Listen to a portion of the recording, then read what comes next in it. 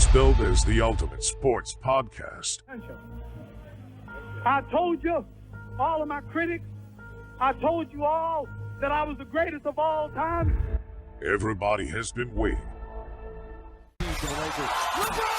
I'm God gifted. He's a bull. I'm the matador. This is the Weekend Guy Podcast, and it begins now. Hello everyone, welcome back to the channel, welcome back to the show, welcome back to the Weekend Guy Podcast. Yeah. It's another week after an epic sporting weekend. Indeed. Sihle, say hi to people, man. Welcome to our international subscribers, our new subscribers. Make sure you like and subscribe. We back, baby. We back. We're back. Welcome to our new TikTokers, our new TikTok followers. We're growing on that platform as well, guys. If you want to follow us, on TikTok, you'll get these live recordings some days not. Yep. Just TikTok, the Weekend Guy Podcast, guys, and give us a follow, give us a subscribe on YouTube. The link is on the TikTok profile. Well, on all social platforms, you will find the link tree to all our Weekend Guy Universe channels. Basically. Yep. It's the Weekend Guys on social media, guy. Yeah, man, we're back, man. It's been an epic weekend.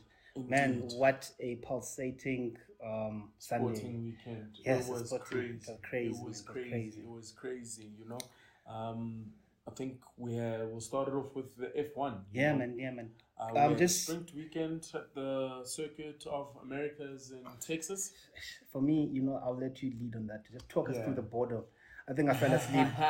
Well, the problem is the race was at 12 o'clock at night. Yeah. The qualifying. I was like, nah. Yeah. I'm not gonna make it. Look, a sprint weekend is very nice for people who visit the course. When you're there at the racetrack, and Friday you've got one practice, and then it's straight for Sunday's Grand Prix qualifying. Mm-hmm. Then Saturday's a Super Saturday because it's sprint qualifying and then the sprint race. Okay. And then obviously the main event being the Grand Prix on Sunday. Mm-hmm. But if you watched our previous podcast, I had a prediction that Red Bull would have a flawless season, barring that Ferrari win in Singapore. Yeah, It's still Red Bull all the way. Max has won all sprint races since 2021. Yeah. Yeah, 2021, yeah? Yeah, Formula One is not boring. It's garbage. I mean, no, it's not entertaining. Apologies. It's boring. Garbage. I think the gains they've gained in America with the whole audience, Netflix, I think that's died off.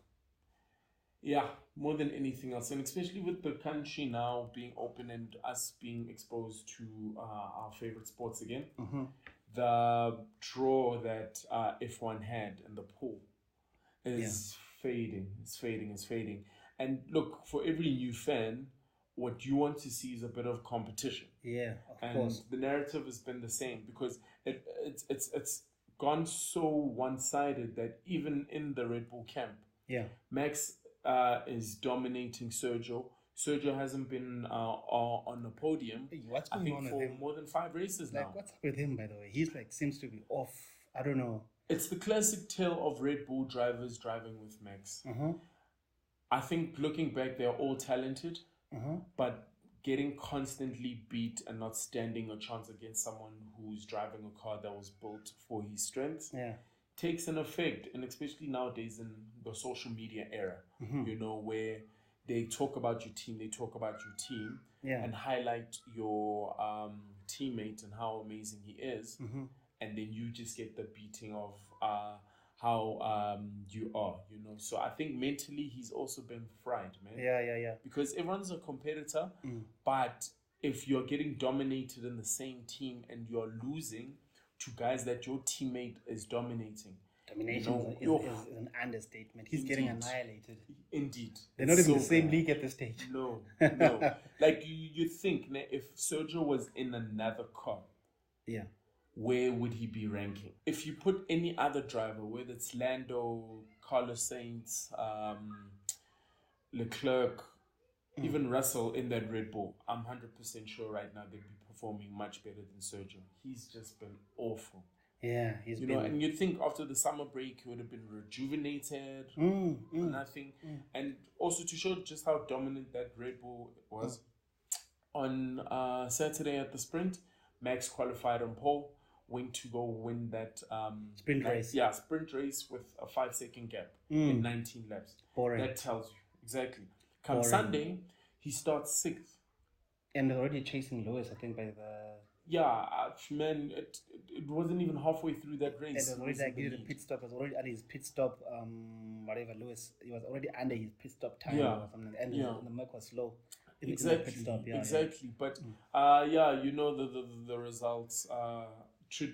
Officially, when they crossed, it was Max 1, Lewis 2, and Lando 3, and Carlos Sainz 4. Fourth, yeah. But then the shocking revelation came. Lewis and Leclerc were disqualified. You know, I don't have words for that because it's been a cuck season. It is. So I think essentially both teams ran out of floor, if to put it mildly. Yeah. So the Ferrari, thickness of the plank, floor, and towards the back of the car was less than 9 millimeters at the end of the race, which is against the regulations. Yeah. But sometimes that's what you can do to make the car faster. You know, yeah, because then it gets lower. Yeah. So yeah, it's a fuck up. Yeah. To be honest, there's nothing we can say. Disqualifications, investigations here, track limits there. You know, it's been a fuck up. Let's be honest. True. Yeah, it's been. It's gonna be one of the most forgetful seasons in F1. Yeah, even last year was like that. This year as well. Max's reign, it's gonna be, you know, it's one to forget. Yeah, and do not. So sorry to go back to Abu Dhabi 2021. Yeah. Right, but this also just highlights how sore and painful Lewis being robbed of that championship is, because the more success Red Bull has in dominance in this era, you'll always think of that one title you were robbed. Yeah, of course. Because generally speaking, the last 2 seasons, no one can point fingers at Max and say, hey, you haven't been a dominant and good driver. Yeah. But that first world championship title will always be tainted, no matter what. Yeah, for me, that's where F1 died, actually. I'm with you. The birth of Max was, for me, the birth of Max was supposed to be the next season. Yes, last season, undisputed. 2020, exactly. 2022. It would have been a proper, nice, you know, takeover. Yeah. The way they did it, it was never going. The sport has not recovered from that yet. I mean, we still have lingering doubts even to this day. When the hell is the FIA gonna overturn that nonsense? Basically, it was nonsense. But look, more than anything else, what F1 has done, obviously with the American media partners, is they've tapped into the American market and commercialized it. Okay. Because I saw Alpine announced 6 celebrity shareholders. Oh, you know, okay. who bought parts in the team. I think it was Anthony Joshua, Rory McIlroy, Travis Kelce, as well as who's this guy, Patrick Mahomes. Then there's another 2 that I forgot. But yeah, they seem to be heading down the right direction as a marketing machine. But as sports, sports fans, the sports element of it is actually fading too much. 100%, you know. Because if they focus more on entertainment, then it can rather be like wrestling. Yeah. Do you think next season there's going to be some changes? I don't see it. Everyone's playing catch up, you know. So just like how F1 has always worked historically, your next best chance of success is when the regulations change in 2025. 2025, not 2026. For 2026. Yeah, yes, you're right. For 2026, because they go in a 4-year cycle. It's going to be boring again next year. And the year after that.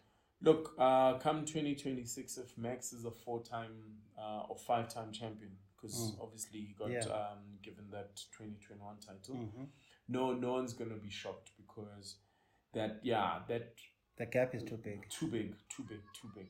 And isn't this like, okay, before the Merc dominance, but Max's gaps aren't they like the biggest of all time at the moment? It is. I mean, consistently throughout the season, maintaining those gaps. And also, right, what people tend to forget, under Mercedes' dominance, right, Lewis didn't run away with the title. No, he didn't. It was he racing. Was also fighting his teammates. Yeah, he was fighting his teammates, this guy, Max, the other champion, the 4-time one. Vettel. Yeah, Sebastian Yes, Vettel. Yeah, because was fighting him. Yeah. because Ferrari was in the mix a few races. Red Bull was also in the mix.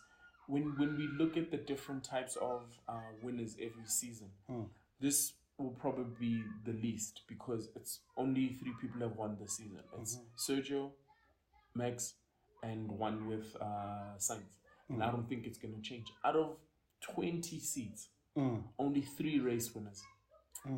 Yeah, it's not it. I think another question should be then, Mercedes-Benz with this, how many races left? There's few races left now. About 5. 5 if not races 4.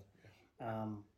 Are we going to win a race? At least another year of just winning one race. To say, okay, we've won one race. Doesn't look like It's not looking good. Because also, the rise of McLaren's pace and package, it takes that doubt away. It's killing us. Yeah, it is. It is. We are nowhere. So it's for me, it's a dead season again. Yeah. And at this stage, it's not worth watching. It's not worth talking about. To be honest. True. So Like, I there's think nothing going forward, we'll definitely just highlight the results. But if there are F1 fans out there who are still watching from the beginning to the end, comment and let us know, man, because I think I saw an American watcher and was complaining on Twitter that, okay, after Mick fucked up Lewis's pit stop, we're like, nah, the shit is not worth watching, blah, blah, blah, blah, blah, blah.